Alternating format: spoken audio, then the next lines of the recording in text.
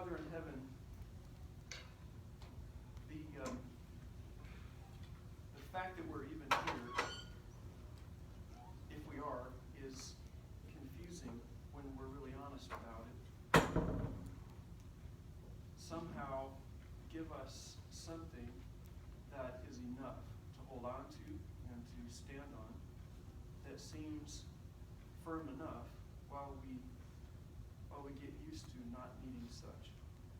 Bless everybody here tonight and throughout the rest of this week in Jesus' name.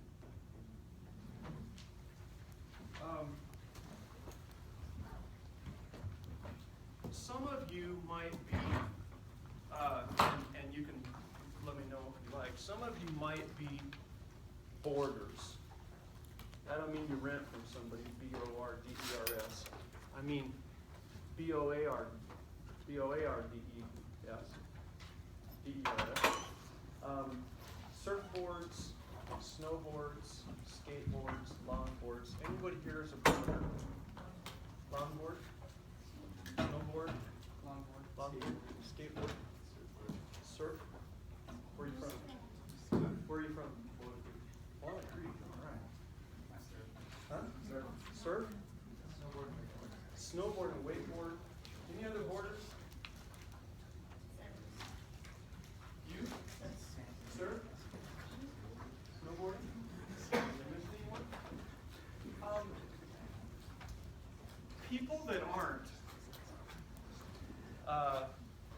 people that's not their thing, sometimes it's really not their thing. Have you noticed that? People can really hurt themselves when they get on your board when they're not a board kind of person. But if you are that kind of person, it's okay with you if your foundation is moving. In fact, it's not okay with you if your foundation isn't moving. People that aren't boarders, I would wager, but I don't think it's been studied. So here's a study for you. Where's my psychology majors? So here's a possible study for you, psych majors, to see if there's any correlation at all between people that like boarding and how much, or people that hate that kind of thing, how much people are disturbed psychologically by earthquakes. Earthquakes bring about some sort of existential angst. Psychotherapists see an increase in their caseload following major earthquakes. It seems to rattle some people when they get the idea that even the ground they stand on, what they think is terra firma, is really terra negotiable. And I don't think, I could be wrong, and I don't have any data, I've never studied it, I just have a hunch that people who are boarders, who love it from the start when they get on a surfboard or skateboard or wakeboard, anything, longboard, I would bet that it doesn't bother them as much when the earth starts moving. I've always enjoyed when things are moving under me. When I was a youngster, I used to like to ride the unicycle. I skateboarded everywhere. Skateboarding was all that. And I like water skiing very much. It doesn't bother me. It never bothered me. It didn't seem like I needed to learn. It seemed like finally something made sense. And every time I felt an earthquake, I thought it was a good time. I was worried that it might be hurting somebody. I don't want to see people get hurt. But there's something about me that just giggles and bubbles from inside when the earth is just going. And you can see a wave going through the floor or through the ground. And I've actually, a couple of times, actually been able to see the wave and then feel it. And it's, I don't know what it is. I just think it's the coolest thing. That doesn't seem to be universal. We have a tiny little earthquake that barely rattles the windows here in town. And some people cry and they come unstitched. and they say, I got to move back to Kansas. It's like, oh yeah, there's nothing to worry about. Nothing to worry about in Kansas there. Kansas, indeed. The pre-Socratics were split on whether or not reality itself actually involves any motion and change, or whether or not at the foundation there's something that's like bedrock, that's a firm foundation that doesn't ever change. And these concerns have made their way into most religions, where you'll see some people that look for something that's dynamic and other people that look for something that doesn't change, because they should be able to count on something, doggone it. I am the Lord, I change not. And you'll hear that at church board meetings, and you'll hear that at home and school meetings. And whenever somebody doesn't want whatever change seems to be necessary, the folk that are always against everything that represents change will say, the Lord doesn't change, and it was the Lord's will that we do it that way in the first place, and the Lord hasn't changed. Therefore, we should not be changing things. Every time the styles change, every time the music would change in church, somebody has a major theological upheaval. Some of you might come from churches where somebody has dared to play a song that people haven't heard before, or they've dared to play a song that they weren't playing 50 years ago. And then there's hell to pay. Things should not change. If there's nothing that we can sort of bolt our house to, the wise man built his house on the rock, but the foolish man built his house where? It was over here first, on the sand. What if there is no rock? What if there's no rock? We think we can count on certain things. We think somewhere we can anchor, somewhere we can, at least that'll still be there. Somewhere there's got to be at least a landmark that there's no possibility that it's going to go anywhere. We spent about a week with the Silverado Trail closed at Pratt. They just opened it night before last or yesterday, whatever. And today I went by it each direction. And there's some really, really beefy K-beams or whatever they call those K-rail stuff. Two layers of it pounded in with these big concrete girder things. And I'm looking up at that mountain, and I'm looking at those girders that they've got there. That thing that's about to slip, if that thing actually slips off of there, those things that they put up there are going to be like big metal and concrete pretzels. They're going to move out of the way so obligingly, it isn't even going to be funny. Because they pounded it in to the ground. And the ground isn't any, they didn't go 100 feet down. They're not building a skyscraper there.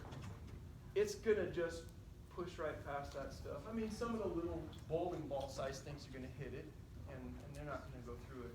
But when the shelf slips, all of their girders are going to go into the river. There was this argument among the pre-Socratics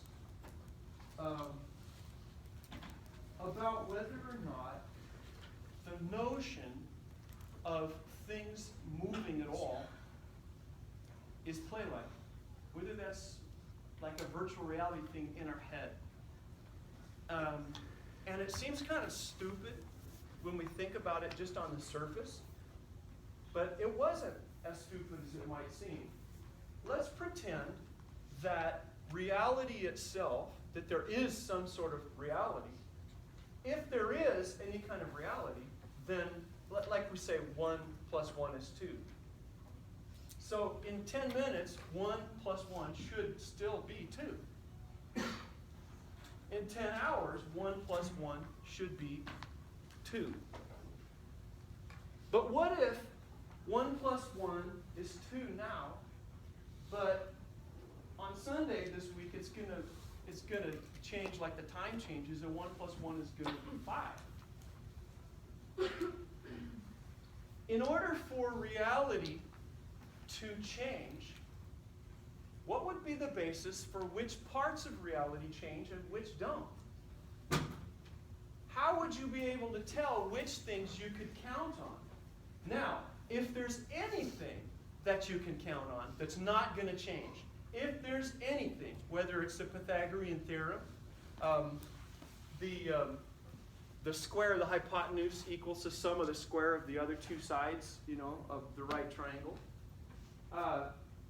If you can count on that, or you can count on 1 plus 1 equals 2, or you can count on God not changing, then you could think of whatever it is that doesn't change, whatever is completely permanent, as opposed to all the set of all the things that are in motion or changing, or you can't rely on them, or they shift around here, pseudopode there, and ooze off here, and gel over this way, and blur over here. But this stuff in this set of not changing, that would be, all of that stuff would be kind of the foundation. Because everything else would change sort of in reference to that. And if the foundation isn't changing, if you have a foundation that's not changing, so that there's anything that you could call structure in reality, then how could anything else exist if it's part of reality? Wouldn't it also be founded on some foundation that doesn't change? So then how could it change if its foundation doesn't change and it's sort of screwed down? Worse than that, and I picked this up as a clue, worse than that, one of the pre-Socratic philosophers said, actually, nothing can actually move. It's not possible for anything to move. Well, why is that? Well, if you're going to move something somewhere, then that means there must be an opening there for it to go, correct?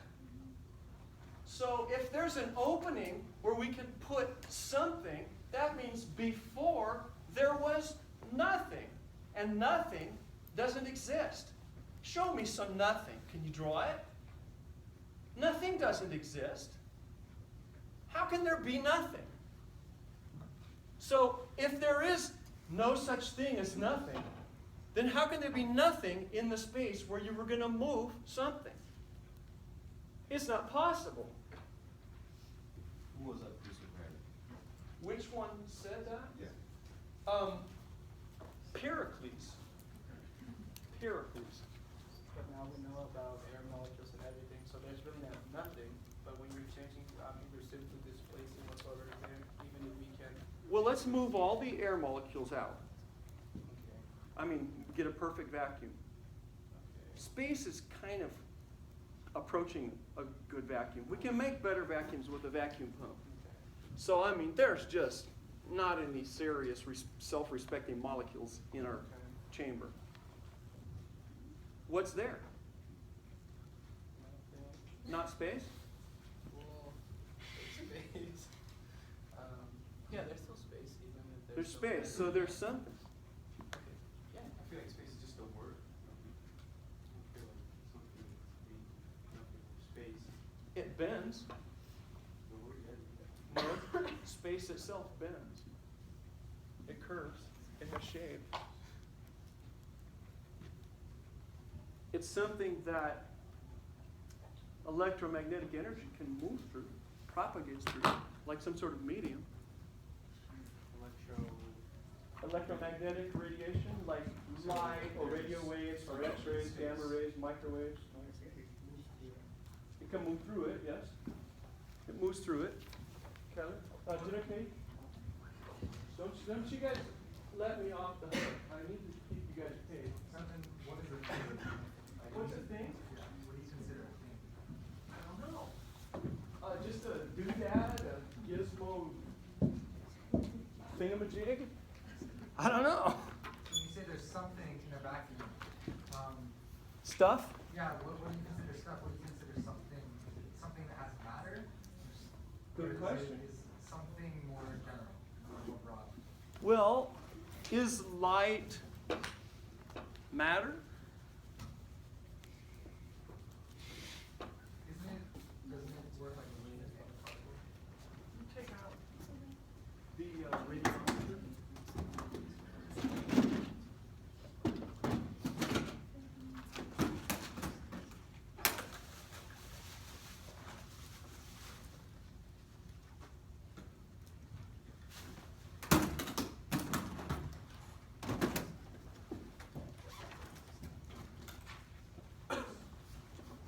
Somewhere I got a flat line here. Says there is more. There it is. Okay. Let's let that hold still, and we'll see if light has anything in common with matter. Okay? When that gets holding still. If it does, I wish it would.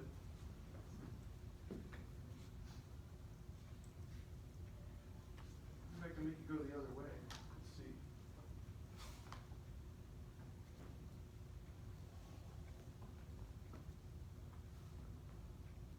I need that to stop so you can see what happens when I shine it on it.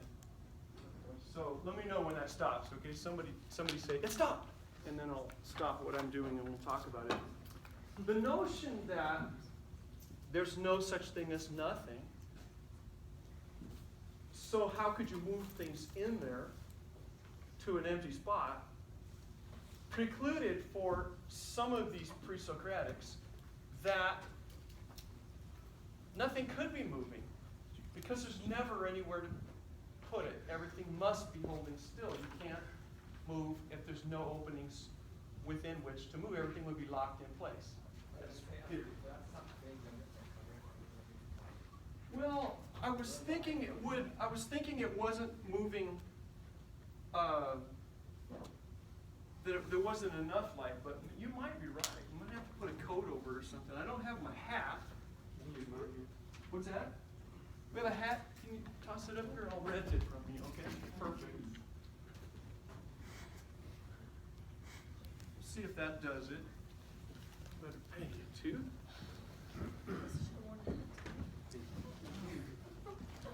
So, opposing that notion that stuff doesn't move, Pericles' notion that nothing can move, was another pre-Socratic, Heraclitus, and Heraclitus said, or Heraclitus, spelled more like Heraclitus, and a lot of people say that, but I think it was probably more like Heraclitus. He said that everything is always in motion, and that reality itself consists really in little more than motion itself. That even stuff, coming back to what you're asking, is really just sort of an apparition, just an appearance of that which is just motion. In essence, everything would then just be motion. And remember, last week we discussed the fact that matter itself, if we break it down past the smallest piece, which today we refer to as a quark, if you reduce any more the smallest piece of stuff that has mass, if you reduce it any more, it doesn't give you two halves of that little piece. It gives you a different form of existence, which is called energy. And energy, as we demonstrated with the slinky, when the wave went back and forth, that's kinetic energy, but the slinky itself isn't energy. But in a way it is, because if you took a little tiny piece of that metal and then you cut it in half and then kept cutting, and just basically took the smallest piece of it so that you can't cut it anymore and cut it again, it would release energy, which is just motion. So in a sense, Heraclitus or Heraclitus might have been closer to the way we're forced to look at it today. Yes. And you don't even have to go that far. It's like down to like you're actually breaking down quartz, because matter is always moving as well unless it's at 0 Kelvin. So it's always, even like solids Good. are still in motion. What's your major? Biochemistry. Biochem, but you've had physics. Yes. Okay, so I hear some physics there. And what he is saying is, we don't have to actually make a nuclear bomb or have radioactive rods in a nuclear reactor in order to demonstrate that matter decays into energy. We can simply see that matter stops acting like matter when it just gets cold enough. If you cause it, and we mentioned this last week, if you cause something to get very, very, very close to negative 273.15 degrees Celsius, or 0 Kelvin, you never say degrees Kelvin, that's silliness, because there's no such thing as degrees Kelvin, it's just kelvins, or Kelvin. If you get something so close to 0 Kelvin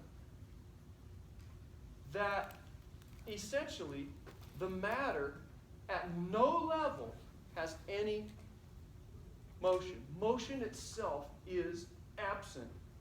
Then so is the matter. It just before reaching 0, where it would basically just not play like we think matter should, it actually stops playing like matter should and starts breaking the rules and moving from here to here, or appearing on the outside of the container or over here instead of inside. It just forgets all the etiquette that matter's supposed to follow and all the rules of physics. It just makes no sense at all. In fact, that stuff that matter kind of is before it reaches the 0 is known as a Bose-Einstein condensate. Yes, ma'am. Well, you can't get below. There's no below it. It's not like Fahrenheit or Celsius. It's just 0. Because temperature itself is actually just a measurement of how much movement there is in the substance, in your sample. If there isn't any movement at all, then there isn't any heat. There's no thermal energy. Because thermal energy is really just sort of the catching nature. You know how a cold is catching, how things like a crystal can cause other crystal, other salts to crystallize when they come in contact. Sort of like a chain reaction. It's like sharing its internal hyperactivity with what's next to it as it radiates off. Like one kid who doesn't want to stay tuned to his times tables, and he starts flying around the room, and then everyone else gets wound up. It stops. Cool. Cool. All right. So let's see about that. Okay, all I'm going to do is just shine light on it. It's this very finely balanced little hat thing with those paddles around it on a very sharp needle, and the glass has a little crotch that thing fits on and goes like this, like an axle. And when I shine this on there, why in the world would a beam of light be able to make matter move? You're right, it's energy. I will give you that. Just a sec. Light's a wave and it's also a particle. Light's a wave and it's also a particle Because of the photoelectric effect. because of the photoelectric effect. Well, it's the same thing I was gonna say, that light consists of photons, and photons are waves and particles. Okay. All right, they're waves, but they're also particles. You know, let's think of how strange that is. When you saw the slinky that we were holding, the wave goes back and forth, and how you can see the wave go back and forth. Or when you're surfing, you're riding a wave. You catch a wave, and then you ride just on the right part of that wave. How can something be both a wave and a piece of stuff, a little particle? How can it be? Why in the world? If you answer that, well, that's a Nobel Prize in physics next time they hand them out. I guarantee you, if you could answer that. There's multiple theories. This is going to seem just stupid. What I'm going to say is going to seem just kind of stupid, but it's hard to do any philosophy without explaining this, because we do know this much. The reason that light can behave kind of like a little piece of stuff, but it can also behave like a wave, like it's just energy, but it's not stuff.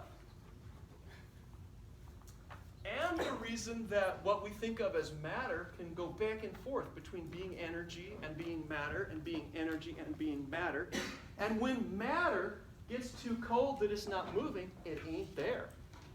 It's not there in our way of thinking of there-ness. Existence gets dialed down to where it kind of takes a little breather. This is the strange part. And you don't need millions of dollars worth of laboratory equipment to do this. With a few dollars, and I mean, you probably could do this for $5 in your dorm room. In a few minutes, you could conduct a double slit experiment in your own room.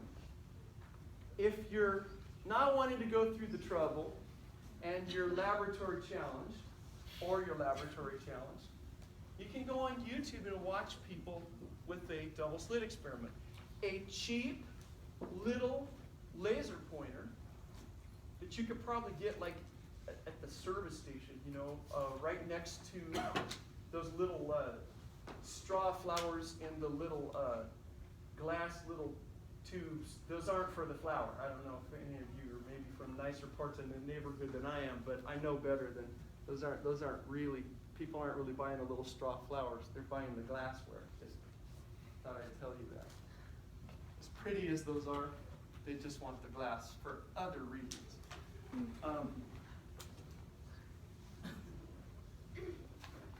It turns out that if you set it up so that you shine coherent light or laser light, little like even from a $4.99 laser pointer, through a slit, you shine the light through a slit,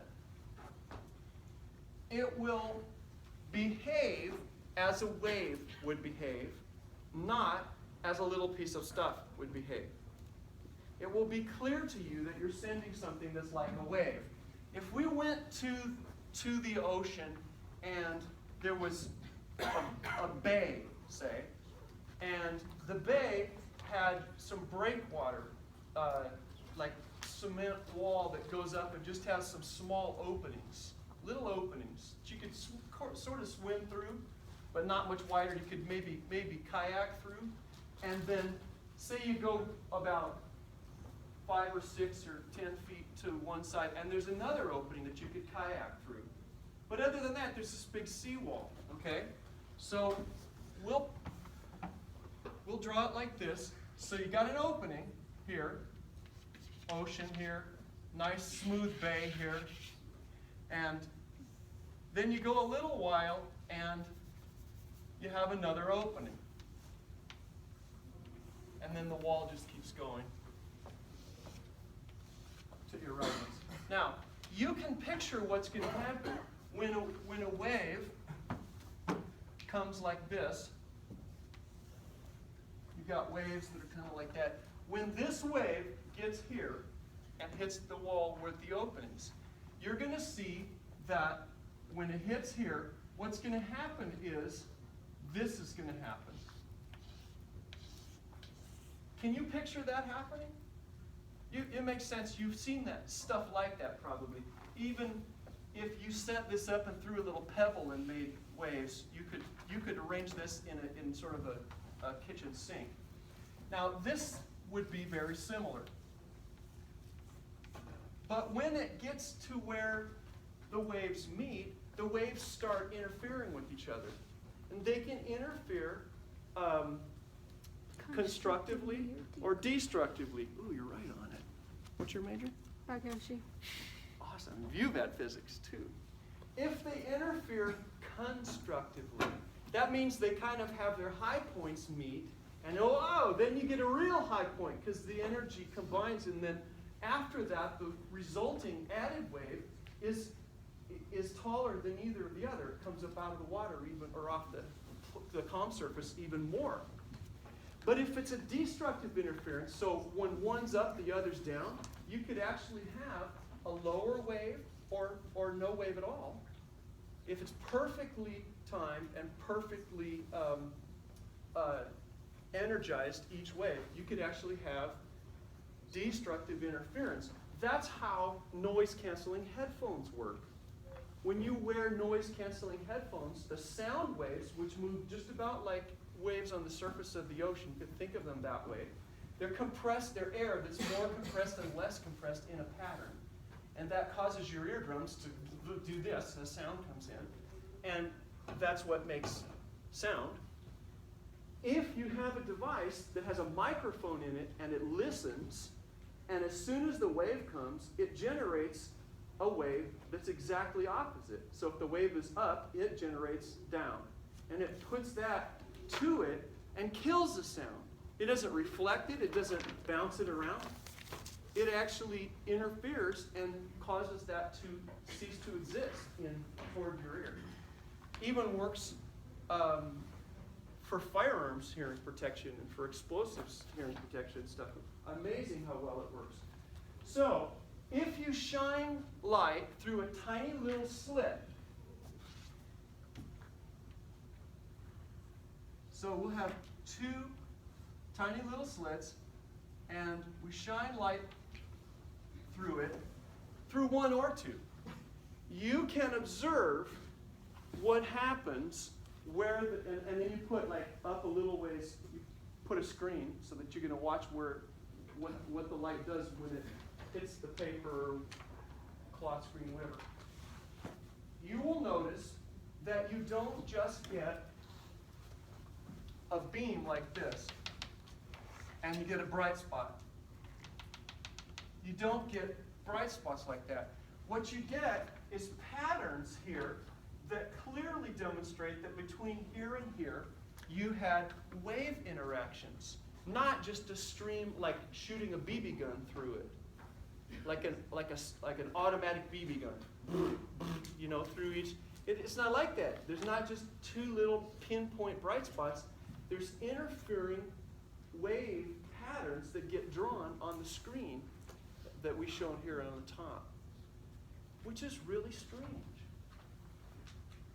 But not as strange as the fact that the same light, if instead of being shown through these slits, if instead we used a different method of detecting whether it's a wave or a particle, which we could, if we could take a material like a film of a sheet or film of something so thin that it's not much more than a molecule thick, and then shine the light on there, you would see that because there's space between the molecules in that foil, and by the way, gold is the one that was used historically, because gold can be made into sheets so thin that it's not much more than a single molecule of gold in thickness.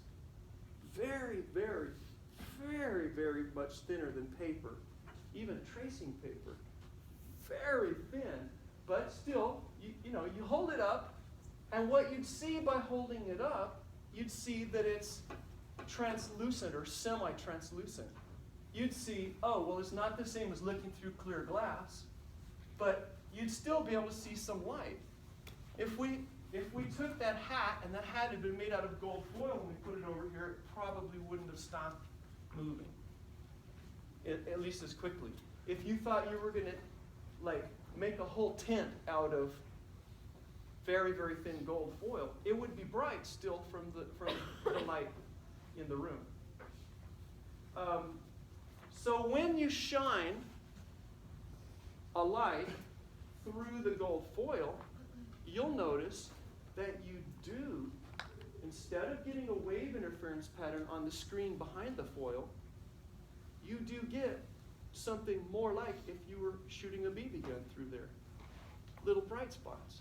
And that's all you get. You don't get any wave interference pattern. And so detectors have been made that allow us to detect, to perceive that very photon, and we can release a photon at a time. We can actually design so that a single photon is released, and then see what it does. And the photon is either a particle or a wave, depending on how we first detect it. Because if we detect it one way, then it can no longer be the other way. It's locked in.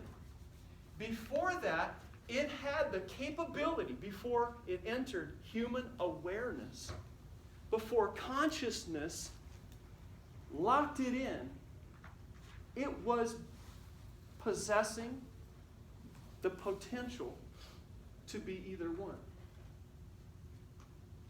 It turns out that our awareness actually causes physics to differentiate, leaving the sort of realm of all possibilities to lock in to what we first perceive it to be.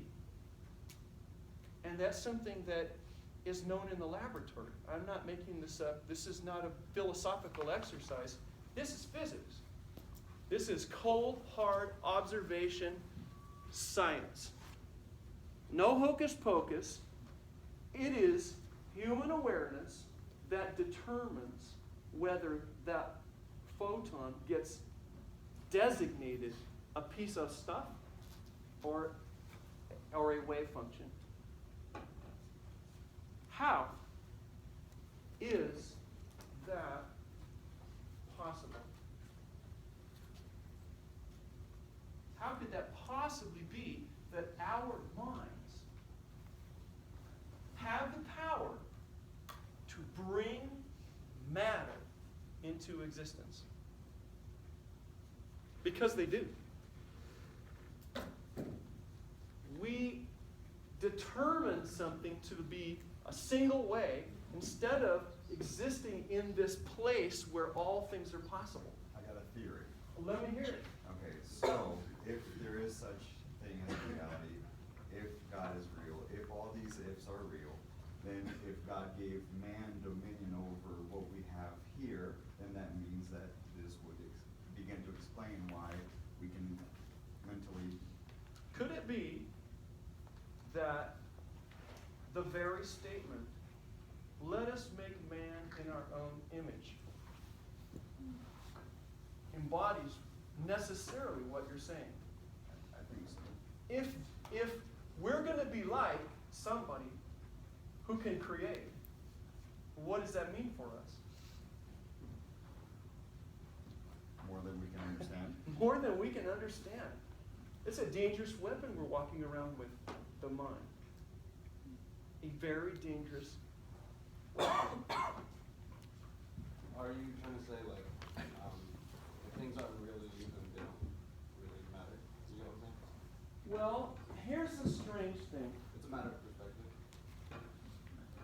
don't know. Because possibly what you're saying could be true. If I collapse we call it, by the way, for a photon, we have been able to detect photons. Well, actually, we've been able to detect some other things about them, but we simplify it by saying wave and particle. Okay? We say that there is a function, a probability function of it being one kind or another, but when we cause it to manifest and then detect it in our awareness as, say, a particle, that we have collapsed the alternate wave function. If we did it the other way around, we would have collapsed that function. So if I use my awareness to collapse that function and then say we put you behind here. Are you talking about Heisenberg's? No, not yet. Heisenberg, that's important. The uncertainty principle is important, but we'll come to that. If I collapse one of those functions, say I detect it as a particle, and then you're behind there, you're further away, and then the photon then comes to you. Okay? I've detected it, but it's still traveling. You cannot now detect it as a wave. I bunged it up for you. I locked it in, and all other people now are stuck for that photon for its foreverness. It will always, as far as we know, be a particle. And if I had made it into a wave, there's no way, if you detect it like after I've detected it that way, you can't make it a particle because it's stuck being a wave. So in that sense, it's not all relative, right? But it gives us each a lot of authority over physics. Here's the disappointing thing. It doesn't have to be a human mind. It'll even work with a fish. So if you were to do like the 2-slot test to show that the light is a wave, and then put a piece of gold foil on the backside of that, would it not go through the It gold foil? cannot, that's right, it cannot then be a particle. It's stuck in place. It gets constructed to be what the first person who observes it with a contrivance to be one instead of the other. That's when it's locked in place. How do you do that with a fish or like another animal? Like how do you like, oh, this dog's thinking it's a particle. This cat thinks it's a light, like particle. Well, with a device, I'll come back to that. Yes, sir. It's totally off that topic. Uh-huh. But it's interesting because a couple questions ago you were talking about traveling and light and existence, and it's cool because you don't even know what exists because if you look up like at night in the sky, if you look at a star, Yes. that star you see like probably doesn't even exist. Right. Because like say it dies, that light's still traveling toward you. Yeah. So you perceive it. For billions of years, it might have been traveling before it got here. It might have been traveling longer than the life of a star by the time we see it. And that's harsh. So are you looking at reality?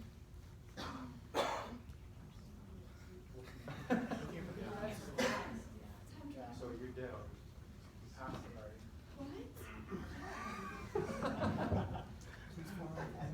Yeah. I have a question. So people always say like the North Star is always going to be there, but is it? Then if all stars die? All stars die, including our sun. Our sun will cause the earth to suffer the heat death if nature continues without some break in nature, whether God comes or actually something cataclysmic happens to our galaxy, like a black hole comes through before the sun has a chance to get to that point. Our sun will cause Earth to melt. Will we notice it? Not, Die. not for very long. Okay, yeah. That's awesome. But I don't know. Will we be here? Interesting. Will we be here? Will we be somewhere else where we can look at it through a telescope? Because if we see it happening, we may say, I'm out. And then we may be looking at it from some observation deck somewhere, or looking at it on via extranet or something. Astronet. So, how could another animal collapse an alternate wave function? Well, this is even worse. I'm not sure everybody's even here come this far with us. I think some people, if you're sane, some people have already said, yeah, horse manure. That all sounds like so much of a crock. Does it not sound like a crock? But it isn't. I swear to you, it's physics, and you don't have to even take someone else's word for it. You honestly could go back to your room tonight and prove it for yourself. I kid you not. That is low-tech science. And there's probably half a dozen people in the room here at least who've actually done it. I've done it at home. Some of you have done it in the lab. It is no big deal. It's very common, and you're doing it without knowing it all the time. That's the cool part. You're doing it all the time, bringing stuff into existence all the time. It's just that when we set it up so we can look at it narrowly and set up a test so we can tell that it gets spooky. It's like when you go through your parents' drawers and closets. Ooh, there's just things you'd be... But you've done it. Yeah, you have. And I am, I know it. And it's not just like something they plan to give you for Christmas. That would be a little bit of a letdown. But it isn't even just a letdown. And when we start poking around in the universe and we see things, we're going, I wasn't really supposed to see that. I'm going to go wash my eyes out. We're talking about some of that kind of stuff. We're talking about taking apart reality and seeing the part that it says, do not remove this cover unless you're an authorized service person. That's exactly what we're doing. We're kind of taking the charm out of it when we do it. And it's a risk. But I am not kidding you about these things. These are really laboratory science. Yes? Can we try them? Can we try some of those things in here? Well, we tried something. Yeah. Didn't we? We tried something. We may do some physics experiments. So how can we tell with a fish? You're going to hate this one.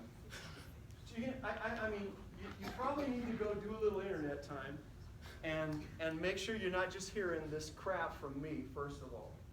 Because if you take one man's word for this and you've never heard this, you're less sane than I am. I'm a little more skeptical than that, and philosophers are very skeptical. But I am, so far what I've said, I promise you, is laboratory science. And just show of hands, how many of you have seen some of this in the laboratory? Put your hands up high. The rest of you look at that. They've seen this. Okay? So is anyone surprised by anything we've said? If anyone's surprised or it sounds like negative, let me see your hands. If anyone's going, I called horse manure. Anybody? So everyone's with me. Okay. If you follow me on this one, then you're surely as nuts as I am then. At least. Fish, okay? It turns out that in that strange zone where light is not stuck being a particle or stuck being a wave, but it's a probability function, because actually it seems, at least from our four-dimensional perspective, remember what's four dimensions? Left and right, up and down, in and out, and time. Time doesn't seem like a physical dimension to us, but it is. It's elastic, it bends, it shrinks, it expands, and it's not non-negotiable so that it's not just one way. We're stuck only being able to handle it or experience it seeming like one way. But guess what? there's experiments that we can do that can show us simple experiments that you could do that will show you that time is not just going one way, and that things that happen now cannot affect the past. How about that? That's not something you heard in physics, is it? No, they didn't do that in physics. In fact,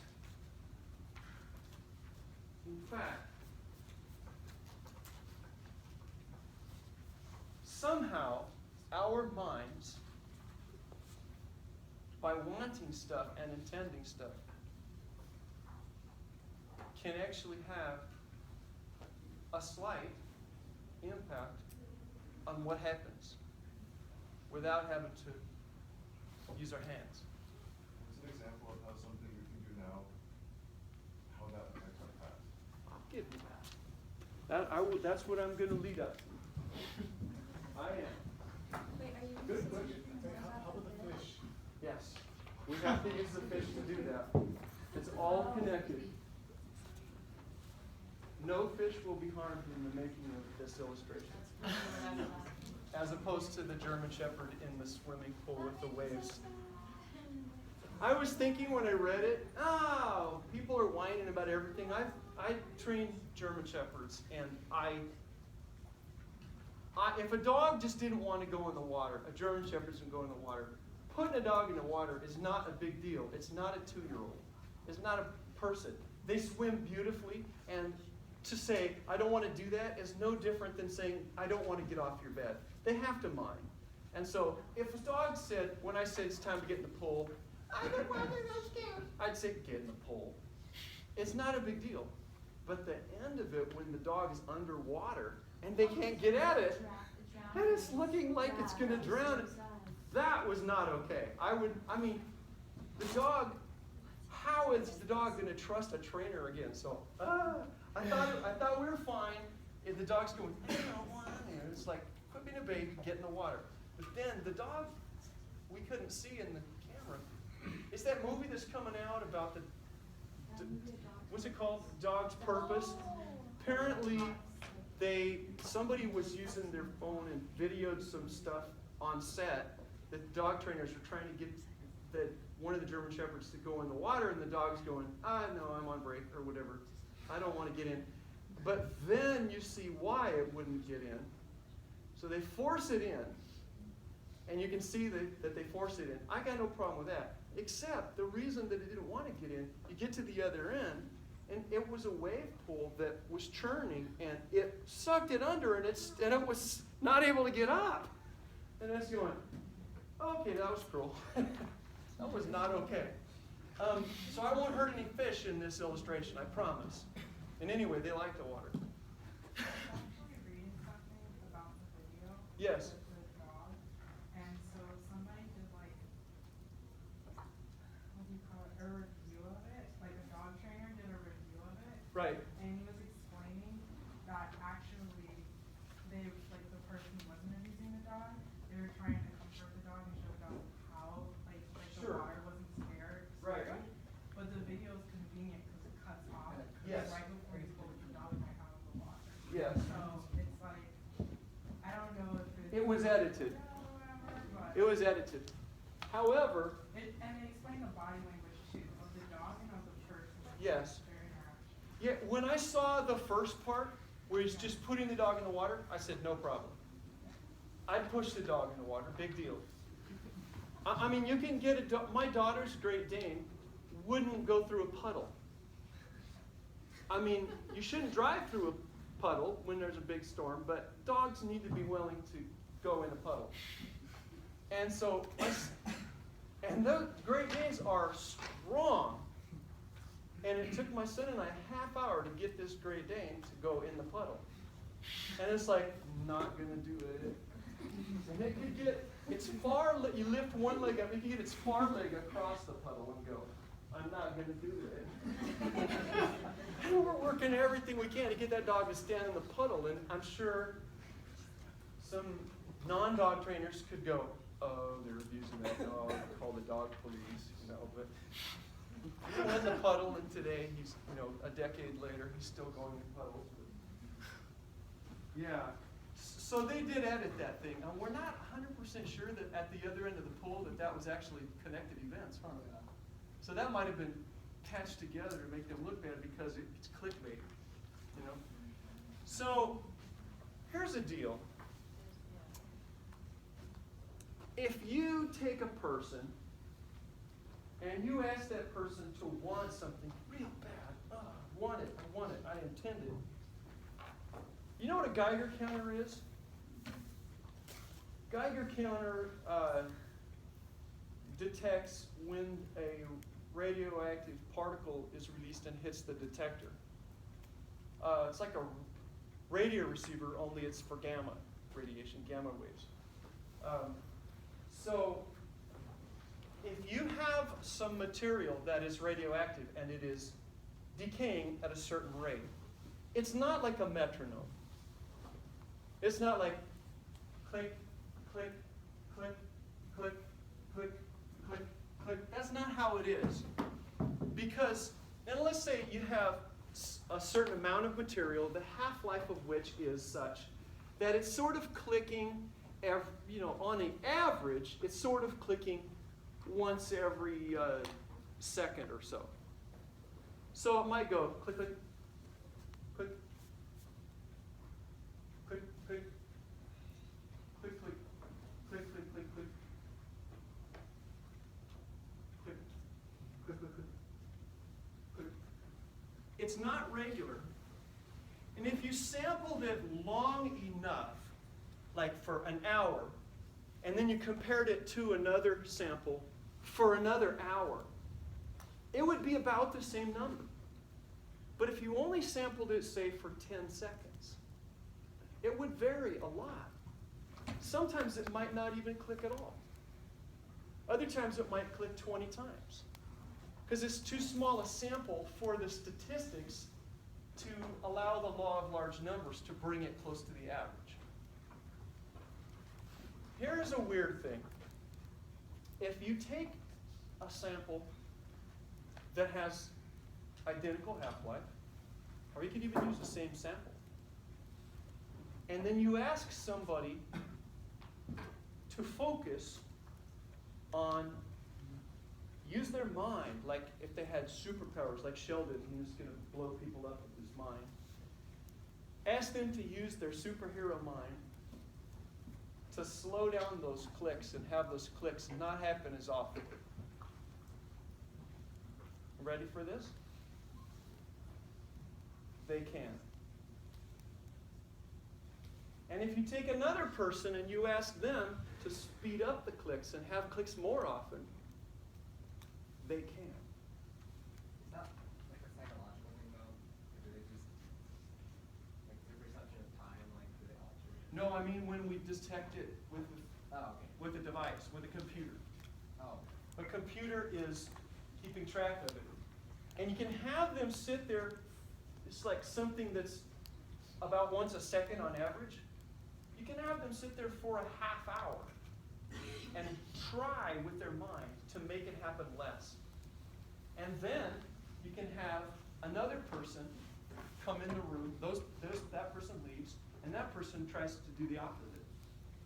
And then you can do that with, say, 50 people of each kind, you know, each instruction, with the same sample. And then you run the statistics. And guess what? It works. Why would that surprise us when our minds are obviously doing something to turn light into being either a particle or a wave, somewhere in that quantum physics weirdness? Why would it, and we have to accept that. That's regular scientific dogma. But most people won't accept what I just said until they actually perform the experiment. Yes, amen. Maybe their minds distorted in computers. What's that? Maybe their minds distorted how the computer system works. Oh, maybe their mind is distorting how the computer system is working.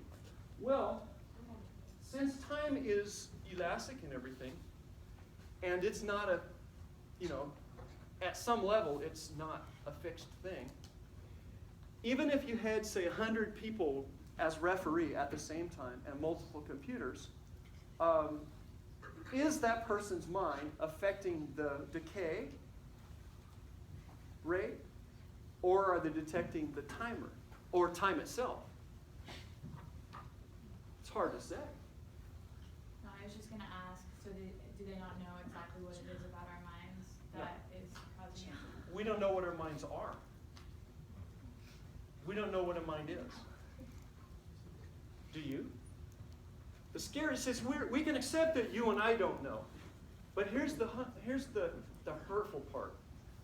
They, the big lab-coated, priestly garmented they, the guy that's the chairman of they, none of them know. Nobody knows. Nobody knows. So does this add any weight to the law of attraction? Because when I first read about it, again, the whole thing that if you want something, Oh, right. because it sounds like crap, but based on what you said. Yeah, I know what you're saying. They base this kind of success gospel or gospel of attaining what you want, Santa Claus in the sky or whatever, very much like an Adventist evangelist that came to our school at Sacramento Academy when I was in 5th grade. Glenn Kuhn was the evangelist, and he had two like junior evangelists in training, like theology students that went with him. They were real cool and had long hair like hippies, and he was real conservative looking, with a black suit and short, stubby old haircut when we were all wearing longer hair. And Dave Meeker and Steve Marshall were with him. And they came and they made us this promise, the ABCs of prayer. You ask, you believe, you get it, and you just claim it. Very similar to the law of attraction, the ABCs, ask, believe, and claim. And so this was our week of prayer. And so we're like, I was asking for like a motorcycle. I asked for a horse, which is tough. I lived in South Sacramento in the ghetto. There's no horses. I was lucky to have a mangy old dog. I didn't get the horse. And I prayed for some things that in retrospect, if God had any sense, he wouldn't have considered giving me some of those things. They're not good for 10-year-olds. But I thought, well, he said whatever. He said whatever you ask for in Jesus' name. So I asked for some things in Jesus' name that maybe it's irreverent to ask for, but I did it anyway. And he failed the test. Is that along like the same kind of thinking of your plans and like career goals? Like they say that you speak it out into the universe, and then like the universe will have it happen to you back in the future. Yeah.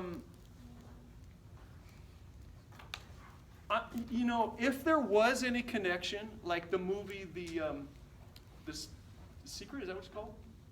Is that it? The Secret? They don't. They're skipping a lot of steps or something to go from particle physics like we're talking about and single little decaying particles and whether a photon, to go to having a mansion in Bel Air, like the movie talks about actually, one dude. There's a lot of math in between that I'm not following. And what's happening perhaps with the people who give these testimonies is survivorship bias. What happens is you're only interviewing the people that asked for the universe and then got it. But there's a lot of people who did it and they didn't get squat. You bring someone up in church to tell how God healed their mom when the chemotherapy, they said it wasn't going to work, but then it worked. She's in remission. But there might be 5 church members sitting there that prayed for their parents in similar circumstances, and they're in a cemetery. So, is it really intellectually honest? Are you kind of these people can't do anything to, like, let's say, help themselves or God? Maybe not God, but get what they want. Like, are you stating that like these people are praying that their mother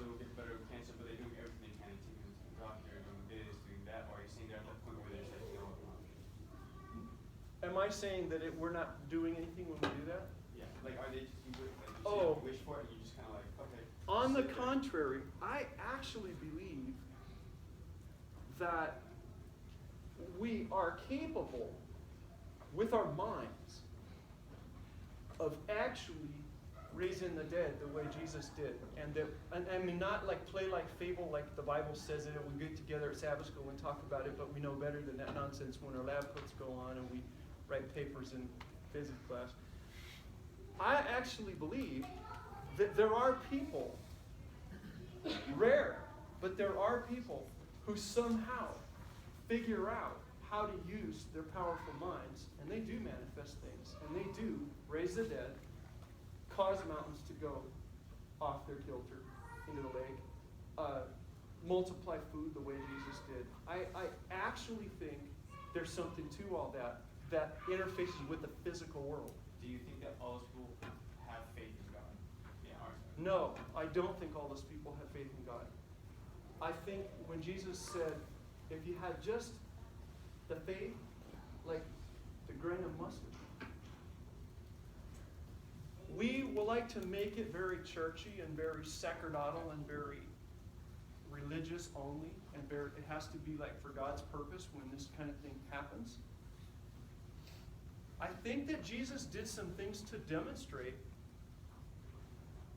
that it's just power, and that we're living in a subset of His creation.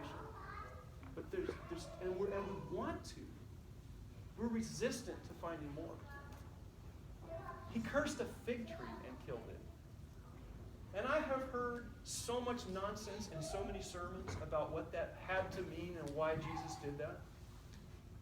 It was just a demonstration of what He was trying to show. Power is power is power. And He understood it, and we don't. He walked on the water. He didn't need to walk on water. What makes you think that people can literally raise someone from the dead, and how do you think they do it? I think that what is going on, that the power is that people are tapping into, is not something that is Newtonian. I don't think that it's like billiard balls on the pool table, cause and effect. It's all a very vast, complex machine. That kind of thing in 4 dimensions, in our normal realm, that kind of thing in our macro lives where we drive the car and rely on the coefficient of friction with the tires on the asphalt and all of that. That follows a notion of cause and effect. Mechanics always follows cause and effect. Logic follows cause and effect, right? Circuits follow cause and effect. But as soon as we go one more dimension, as soon as we go to 5, and I can only draw 4, we can try to imagine what the 5th would be like. There is, of course, more than 4, or the 4 don't even make sense with what we observe routinely. But all you got to do is go to the 5, and time is not just one direction like an arrow. Time goes both ways, and it loops, and it is like length is for us. How can there be cause and effect without time's arrow only going one way? How can you have an effect occur, and then later on the cause happen? You can. Cause and effect is just a way that we describe the mechanics of what happens when one thing makes another thing happen, which makes another thing happen, which makes another thing happen.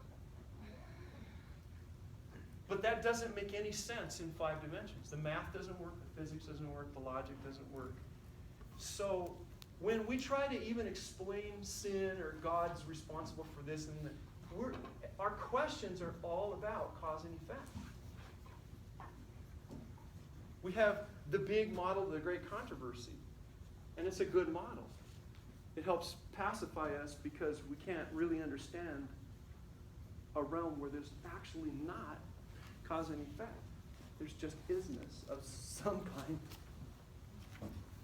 Yes? So going back to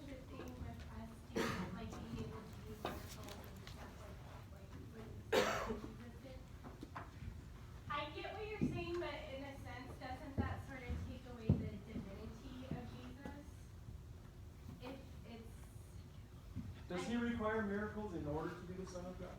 No. Then how could it? Does that answer your question? Yeah. Okay. I think he was God himself who created the universe, come down, manifest as a human man. That's what I really believe. For real.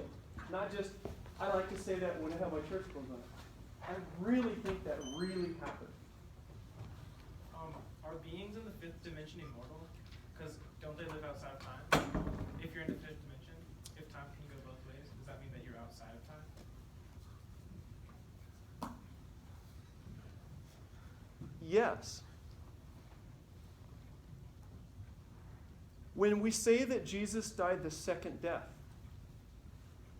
on the cross, and when we describe the second death, the going to hell death, as Adventists, that means you die, you're not going to go forward in our four dimensions.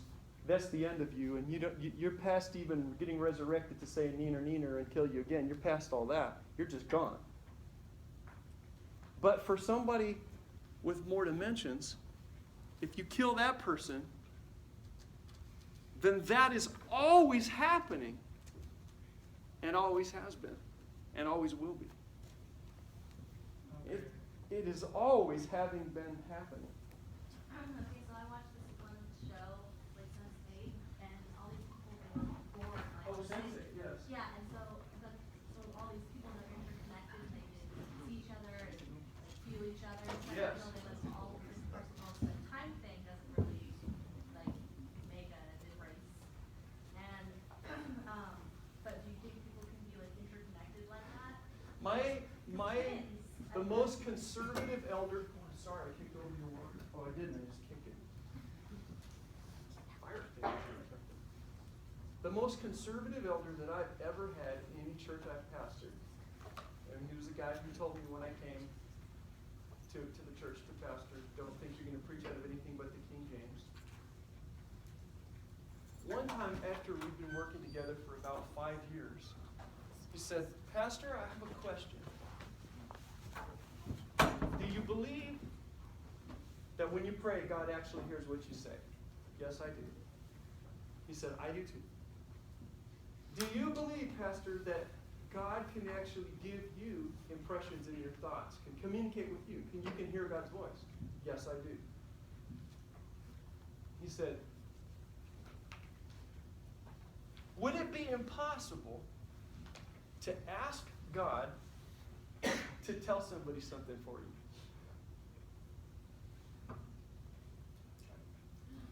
Have you tried it? Did it work? Is that one of those things where you're like in 5th grade and you got a crush on somebody? Not fifth, Sophomore year in high school? Or was it sophomore year in college? High school. You know, that person might be running from God's voice. You better be careful. You can have the object of your affection swallowed by a whale. I'm in a great fit. Yes. There's one thing on like Jesus and taking away his divinity. Like I can't remember what the verse was, but it was like talking about how the disciples were upset because people were doing miracles in Yes. Jesus' name, but they didn't. But They didn't believe in God. And there's also the verse saying like how God is going to say He's performing miracles in my life and on you. So I think like people can take advantage of His power and not be experiencing. do not most, even conservative Christians, believe that people can do evil miracles? The dark side of the force? A lot do though, right? Some do. Some go, okay, well that's the devil doing that, right? So earlier we said when God, churches came and performed miracles, I just wanted to, I'm not saying this is like what I think John's asking me. This is what you're saying. So like when he came here and performed miracles, are you saying that he was showing us what we are capable of doing? Yes, that's what he said. He said that exactly like that. And so eventually if we find out how to do it, Yes, then we could do it. become like him. I've done it. What? You become like God? I have prayed for people and then they are instantly healed from something that was for years and years. Yes, several times. And I've seen other people do it too. And it's not a trick. I wasn't a televangelist. Nobody gave me any extra money. No one called 900 numbers or anything. It just happened. But just, what? Has it also not happened? Absolutely. A lot more times than it has happened. Could you just argue that that was chance, like that they were like, they were. That was going to happen anyway? Yeah, it was gonna happen. It was a cool coincidence. I wish I could bring about more of those coincidences. Let's say you are God's mercy, like God's heart. I mean, yes, we can pray to God, but I feel like the actual miracles that happen to people are that's God's actual. I don't think that you and I would draw our next breath except through God's power. Even the evil people wouldn't even draw their next breath if God stopped performing the miracle of existence in them. And I also believe that the devil or Satan does provide power to certain people who ask for it. Because Where does Satan get the power? I feel like there's a lot of questions to be answered when we see God in heaven. And I don't That's just a way of saying, I don't like that question. Well, I just feel like I've seen some. I don't never accept that. I don't. We shouldn't not ask. I just seen some pretty. Do you think that the devil is another god? I don't consider him a god. But he's powerful like a god? Now the reason I ask is that we have a certain demonology in Christianity that we can't quite get away from the pagan notion of the sort of the yin god and the yang god. And that is built into our most conservative notions, like we better respect Satan, don't tease him, don't say things, and we make a big deal out of him, almost like we're just 1 millimeter from kind of being like that. What's the religion in Mexico about the goddess of death? What's the, huh? You say it? Santeria. Yeah, the Day of the Dead and all of that stuff. Right. We're almost worshiping when we do that because we fear him. I mean, well, we sin, so we're kind of stuck in this. Like we're trapped because. If the devil died right now, I'm capable of being just as evil as I am. I wouldn't need his help to pull off my next hurtful idiot thing at all. What do you think determines whether or not when you pray for someone they're healed or not? Because if you say, well, it's God's will if they weren't healed, I think that's kind of evoking or saying that there is actually power in it. There's probably less importance in the fact that we do try and it doesn't happen than the silliness that we try to explain it with. I'd stick with the first part. We say probably is a lot of blather from all of us. You know, we say, oh, well, that wasn't God's. Oh, you know, who knows? But, you know, C.S. Lewis in Chronicles of Narnia wrote a very interesting line that I think we need to keep in mind. Aslan is not a tame lion. Doesn't do parlor tricks. Doesn't, here boy, doesn't come when called. Isn't Santa, isn't a vending machine, has no switch, no key start.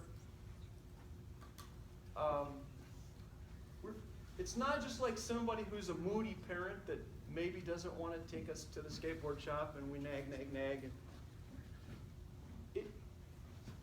It's so beyond our comprehension that to speculate on why it happens or it doesn't happen, why does a particle decay when it does?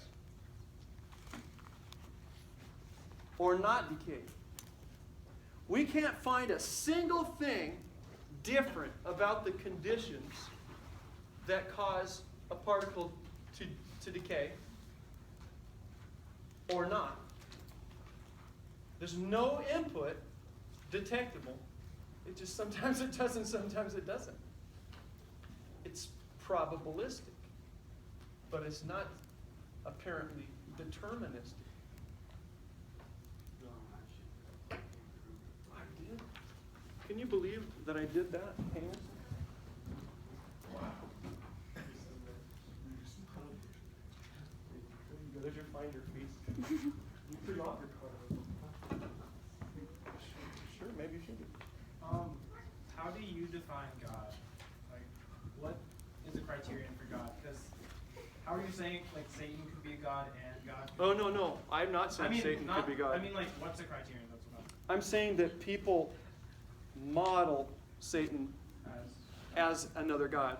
okay, that makes more sense. He's not in my pantheon. Okay.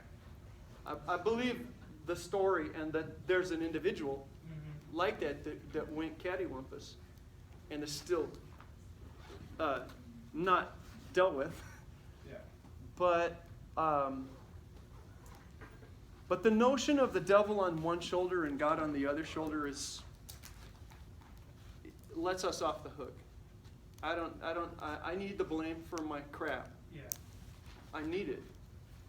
So even if Satan isn't a god, would you say he has godlike powers? No. I would not say he has godlike powers. This is kind of off topic, but you were saying earlier that when you hear God's voice, like it's like something about God's voice. But anyway, my question is, when you hear God's voice, is it someone else's voice in your head, or is it your voice saying what you think God is saying? Which me? One of the two views. Look at me for a second. And in a moment, you're going to hear something in your mind. You're going to hear a voice saying something. Some words are going to be heard. Don't do them on purpose. Don't make words in your mind on purpose. Okay? But right now, you're hearing some words. Where'd they come from? You didn't do them on purpose. Where'd they come from?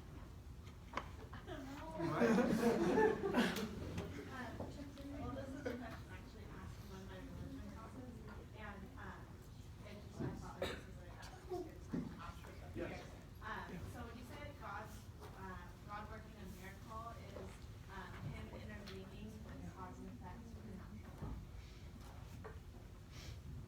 I think God is always following the laws of the universe, and I don't believe that. Now, everyone be really careful to not misunderstand this sentence that I'm going to utter. Don't misunderstand me. I already told you I believe Jesus raised the dead, and that other people can and have. And Jesus walked on water. Jesus' birth was from a virgination. His mother had never had contact with male reproductive cells. I believe that. Now, here's the sentence. I do not believe there is any such thing as the supernatural. So everything is happening in the natural law. What is nature? Created by God. Well, what is nature? It's reality. I mean, it's how things are. What's a person's nature? You know, somebody's very sweet temperament. Everything you say they have very sweet nature. You don't say that they're a blowhard when they never say anything. Something's nature is just what it's like instead of what it's not like. If something occurs, that's the nature of reality. It occurred. When people say something was supernatural, miracles are supernatural, what they're saying to you actually is that they don't actually believe that it actually happened. And I believe it actually happened. Peter. I was going to ask you about like supernatural and like It's like seeing cold hotness. It's nonsense. There's no such thing. You. So, like, were you saying that Satan doesn't possess, like, power? Or, because, like, how about, like, demon-possessed people? I think Satan does possess power. But, like, I mean, I'm not trying to say, like, he was a god and you're not saying he's a god either. But I think that we exaggerate his power and we minimize ours. We're putting him almost as much. We're afraid of him, for crying out loud. Jesus told us not to be. That's if You know you're doing wrong. You know you're on the wrong track and you're not following what Jesus said if you're afraid of the devil. Period. So if you're afraid of the devil, check yourself. Because he said this nonsense. Yes, sir. So you're saying that the stuff that we define as supernatural, if they actually occur, that is natural? It's 100% natural. It wouldn't have occurred unless it was natural. I'll be right back. I saw a hand over here, and I don't want to ignore this side. It's sort of right this side. I don't know. I'm left-eyed, but I'll be way this way. Did I forget? Okay, go ahead. So, like, how about, like, death? I feel like a lot of people start to worry about the devil a lot more when they think about death, and then they start to think, like, about their potential to sin and how weak they are, even though they may have a good relationship with God. They just know that the world is becoming more and more secularized. They lack assurance in their salvation. So what's a That's a tragedy, to lack assurance in your salvation. Like, what's a way that you would tell someone to help with reassurance? I would tell them about the gospel. The wages of sin is death, but the gift of God is eternal life through Jesus. But Yes? in this era where it's like people feel like it's okay, I'll just sin today and ask for repentance later. You know, like, I hear that all the time, and it's really sad. But then they're starting to become more like careless about the devil, and they're like, either way, I'll have time to repent. You know what they're careless about? I care a lot less about the devil. They're careless about hurting other people. Because Jesus said, as you've done it unto one of the least of these, my brethren, you did it to me. When you piss on somebody, you're hurting Jesus. When you see somebody down and you criticize them, you're criticizing who? When you could help the lady with the sign at the Safeway, and you don't, you let Jesus sit there without your help. The devil is a real luxury to be talking about, picturing the red suit and the forked tail and the trident thing and everything. We don't really, that's a distraction from, are we doing the best we can to love people to pieces? And if we're not, we ought to worry, because Jesus said, you want to know if you're my disciple or not? It's if you love each other. It's not about avoiding being naughty. It's about putting it out there and actually believing that the first priority is not me, it's you. And then I think everybody should worry, because there is not much of that going on. People to a person, almost to a person, people are tragically selfish. And could that cost salvation? You bet. It can. So are you saying that demon possession is a natural thing? I think it is natural. Okay. I don't think it's supernatural. By saying that I believe that something like that actually exists, I'm saying it's natural. If I say it's supernatural, I'm saying it doesn't exist. It's outside nature. Nature is all that exists. So would you say that Satan is natural, or is he supernatural, and is God? Natural. And God is natural also? Yes. In that God exists. Nature is not limited to 4 dimensions. People aren't studying the supernatural when they're trying to figure out black holes, are they? They're just studying nature. But they don't follow the rules. So you said that nature or anything natural was created by God. Yes. Why would you say that some people experience such things as demon possession, ghosts, spirits? Why would you think that we experience stuff like that if it came from God? Like, what's the purpose of it? I don't know why, and I don't know that it has a Because purpose. we created the word supernatural from those kinds of experiences. Well, we make up things that don't exist, and then in a sense they do exist, like Harry Potter or Narnia, Aslan. Or characters in a story that we tell even to illustrate to children, how important it is to be honest or whatever we do. Billy tells Jane that he's going to do yada, we make those up. Do they exist? As a concept they do, but there's no flesh and blood.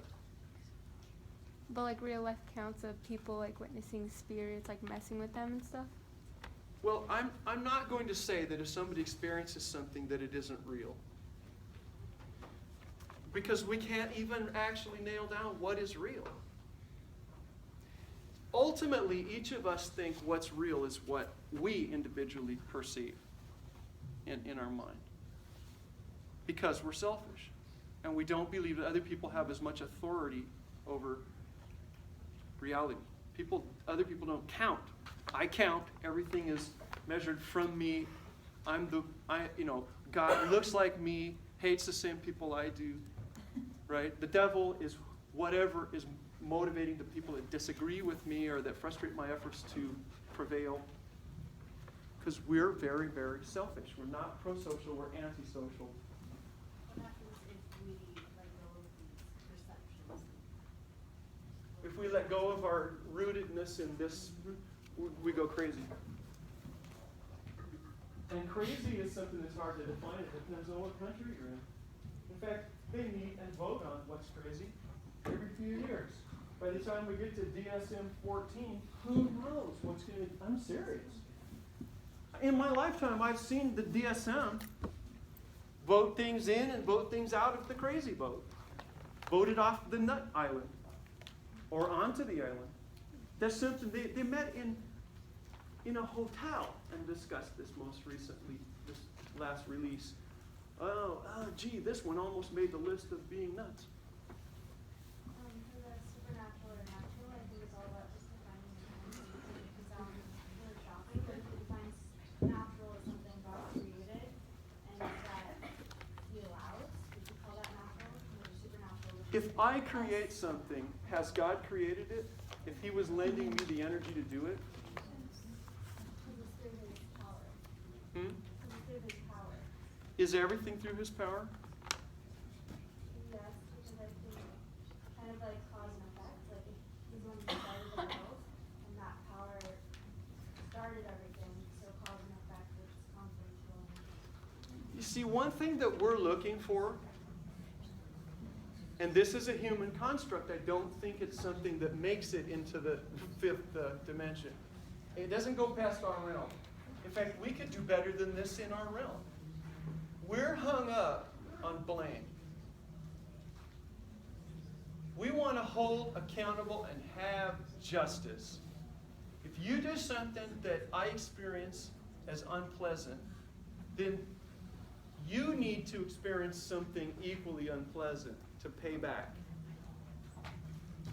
That's primitive. That justice model is primitive. You know what I mean? I think that we're asking primitive questions about an infinite God. So what are you saying exactly about? Are you talking about natural supernatural or that where His Well, when we start saying, for instance, if somebody robbed a bank and shot the security guard, God was giving that person power to breathe. Yeah, so I'm not saying God's at fault for everything. I'm saying people use... Let's do an experiment. Let's do an experiment, okay? I want you to think a thought. You pick a thought and you think it. Think a thought. Now, let's consider the thought that you made. How much does it weigh? Could you put the thought on the scale? What color is it? What rate does it have? What's it look? What's it shaped like? It's a thought, right? If you make up somebody, I want you to picture somebody in your mind that doesn't exist. Quick, make a supermodel. Come on, piece together a supermodel, whatever floats your boat or makes your elevator go. Okay? Make a supermodel in your head. Now, put that supermodel in the most amazing motor vehicle that you can conceive of. The one that you hope is waiting outside for you. And you have no idea why, but it's there. Make it up. Picture the color and everything. All right? That thought. If I took that thought and I threw that thought against this, could that thought knock that over? Just the thought, could it knock that over? Can a thought warm water by a degree? Just a thought. Can a thought move even a little glider car in the physics lab track? You know? It can't. So what I want you to do is think about, right now, don't do anything, just think about raising your left hand, okay? Now, raise your left hand. How did your mind, the thought, raise your left hand? If it can't make matter move, how did you do it? Because you're in charge of your body. Your brain is sending signals to your limbs, but we can't send signals to that second part. Does a thought cause your hand to go? Think about it raising up, and then act on your thought. Really? Yeah, you're not thinking on moving my arm, you're thinking of moving your arm. Would you have raised it up without thinking? No, but you're not. Did it require the thought? Yes, but it's two different thoughts. Or do you just sit there doing this randomly? But you can think two things simultaneously. You can what? You can think about two thoughts. You can have two thoughts simultaneously. Actually, you can't. Actually, we can timeshare. We can make a thought that's disjointed and has two plots. But seriously, I fouled that up again. Yeah. What's the matter with me? You actually forgot to get them on the very beginning of class, but you told me this. What was it?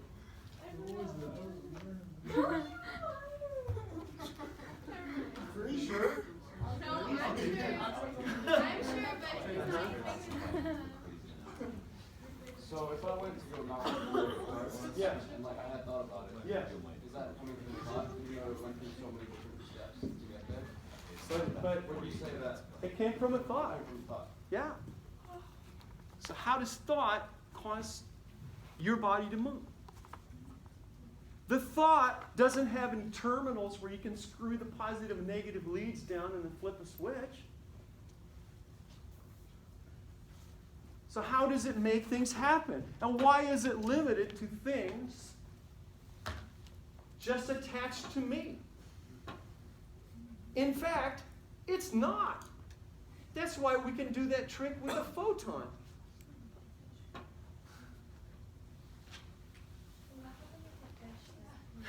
Oh, that fish.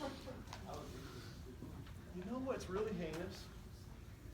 You're going to have to wait until Thursday next week to hear about the fish. Isn't that terrible? Because you're going to see a movie on Tuesday instead of listening to me yammer. You're going to see a movie that's demonstrated. Yes, Kyler? Back to the Uh-huh. Could you say that thinking, and you mentioned thinking something and acting on that thought requires a thinking. But could you say that acting on the thought requires something different? Because if you're walking, you're not thinking, I'm going to move my left foot, now I'm going to move my right foot. At first, though, before it becomes automatic, like when you learn to drive the car, think of how deliberate you were. And then it became habitual, but you had to think about it first. So what happens is, it's still